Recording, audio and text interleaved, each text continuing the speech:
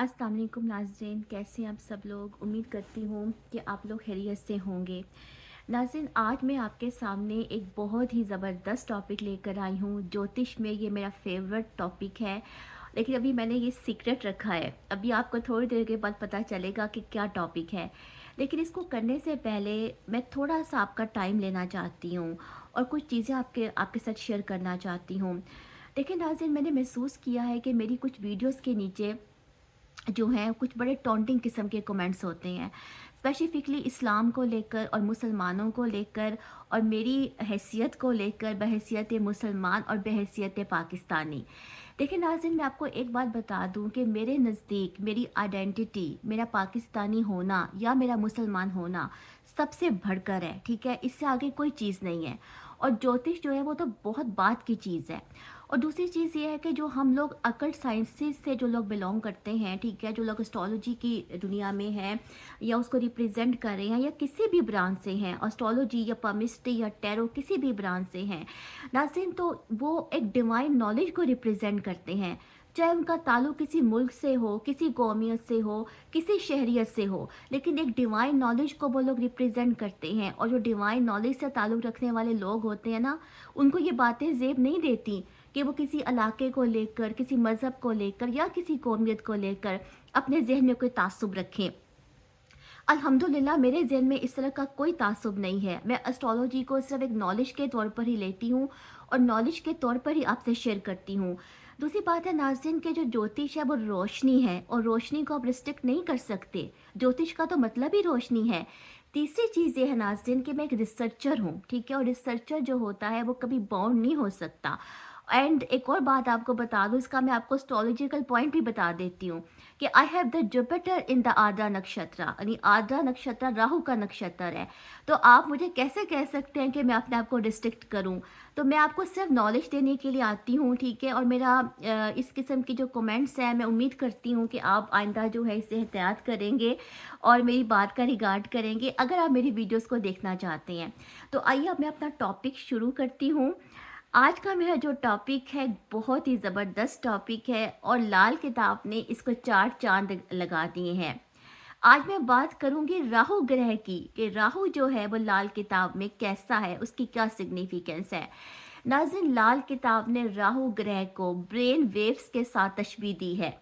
अब brain waves यानी कि दिमागी लहरें, जो कि नज़र तो नहीं आपको आती, लेकिन वो कितनी पावरफुल होती हैं।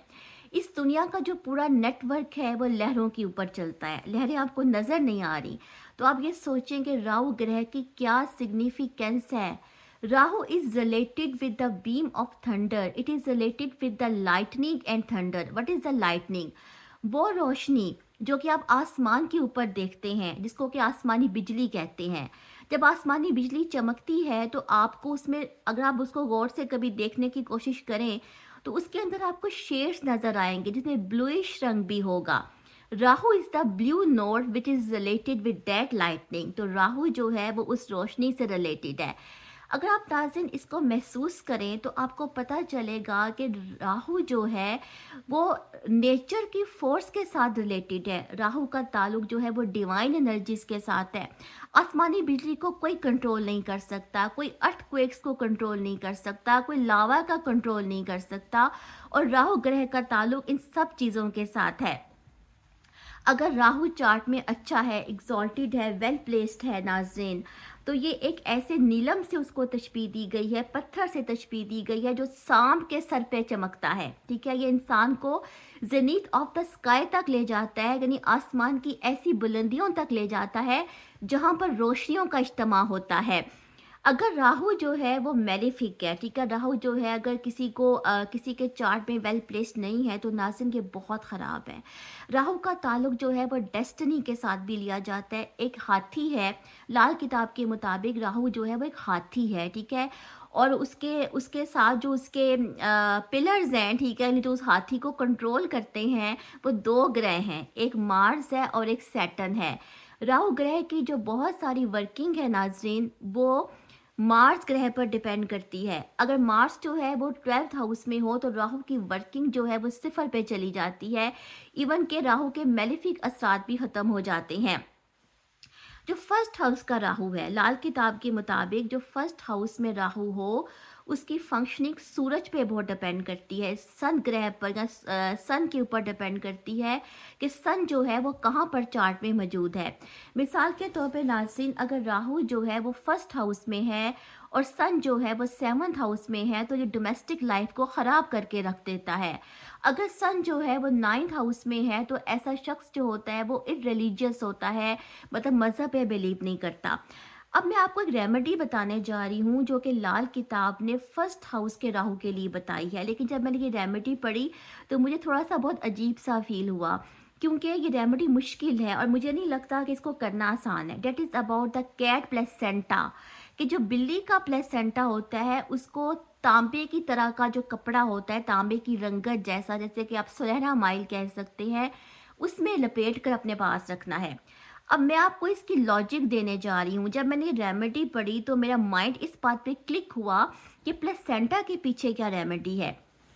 देखिए नाज़रीन, जो प्लेसेंटा होता है उसका ताल्लुक एग्जिस्टेंस के साथ होता है, क्योंकि प्लेसेंटा जो है वो एक बच्चे को, एक एम्ब्रियो को माँ के पेट के अंदर जो है वो ऑक्सीजन फराहम करता है। ठीक है, माँ के पेट के अंदर जो बच्चे की नमूद होती है वो प्लेसेंटा के थ्रू होती है, जिसको आई थिंक कि उर्दू में नाड़ू भी कहते हैं, जहाँ तक मेरा ख्याल है, क्योंकि उर्दू मेरी जो है वो थोड़ी सी इतनी अच्छी नहीं है स्पेशलिस्टोलॉजी के मामले में, आई थिंक सो।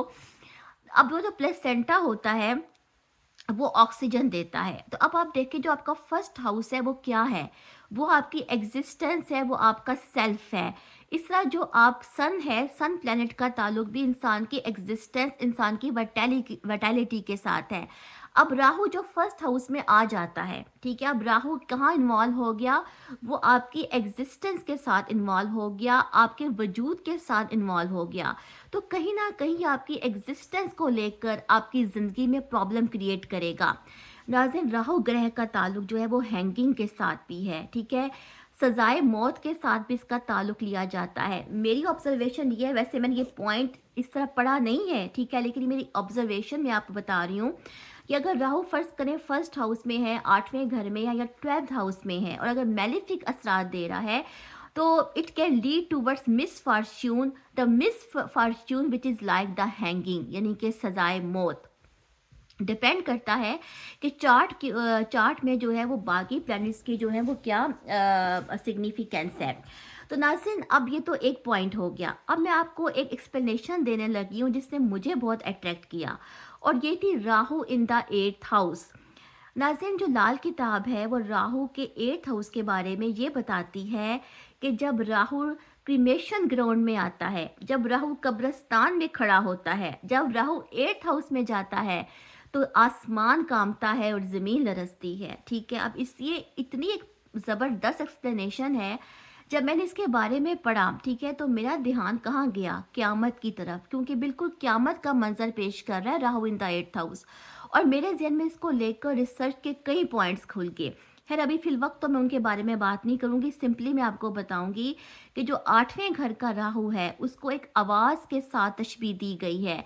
एक ऐसी साउंड है, एक ऐसी ड्रम बीट है जो मौत की तरफ लेके जाती है, जो मौत की तरफ बुलाती है।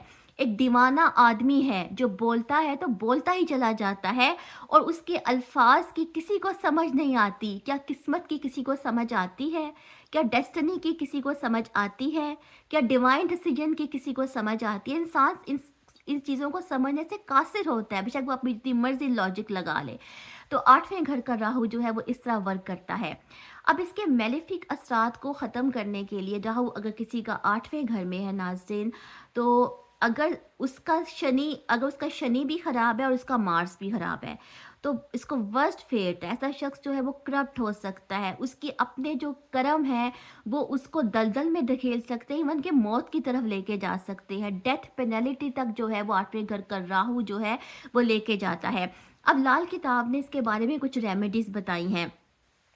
एक तो रेमेडी ये भी है, सिंपल है, कि जो सिल्वर के स्क्वायर होते हैं टुकड़े, उनको अपने पास रखा जा सकता है। और एक कॉइन्स की रेमेडी है। नाज़रीन, जो पॉपकॉर्न जहाँ पे बनती है, जो वो लोग जो पॉपकॉर्न बनाते हैं उनके पास एक बड़ा सा बॉक्स होता है जिसको हर्ट कहते हैं। उसके अंदर कॉइन्स को टॉस करना है, कॉइन्स की रेमेडी है। इसके अलावा 8 किस्म के कॉइन और या लेग पीसेस लेकर उनको दरिया में बहाया जा सकता है, ये भी 8वें घर की राहु की रेमेडी है। जनरल रेमेडी आपको बता रही हूँ जो कि लाल किताब ने मेलेफिक राहु के लिए दी है, वो ये है कि बारले को भी दरिया में बहाया जा सकता है, बारले जौ को लेकर, या उसको सरहाने के नीचे रख कर सुबह किसी गरीब को दे दें। अब ये जनरल रेमेडी है। तो नाज़रीन ये कुछ रेमेडीज़ थी जो फर्स्ट हाउस के राहु के लिए हैं और जो 8वें घर के राहु के लिए हैं और जनरल रेमेडीज़ हैं।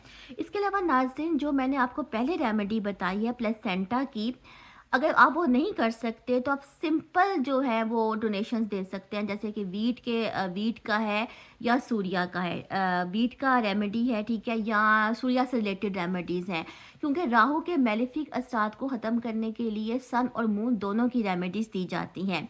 लाल किताब ये कहती है कि जो राहु ग्रह है वो जब मून के साथ होता है तो मून को बेडिम करते हैं, यानी उसको धुंधलाता है, उसको पूरी तरह एक्लिप्स नहीं करता। लेकिन जब वो सन के साथ होता है तो बहुत फायरी बन जाता है और ये सन को टोटली एक्लिप्स कर देता है। अगर राहु ग्रह जो है वो शनि से एस्पेक्ट करता है तो वो उस कॉपर को डस्ट में बदल देता है। कॉपर क्या है? कॉपर जो है वो सन है, तांबे को कोयले में बदल देता है, ये लाल किताब कहती है। तो नाज़रीन ये कुछ मैंने आपको राहु ग्रह की जो है वो सिग्निफिकेंस दी है, बताई है, जो कि लाल किताब में मेंशन की गई है।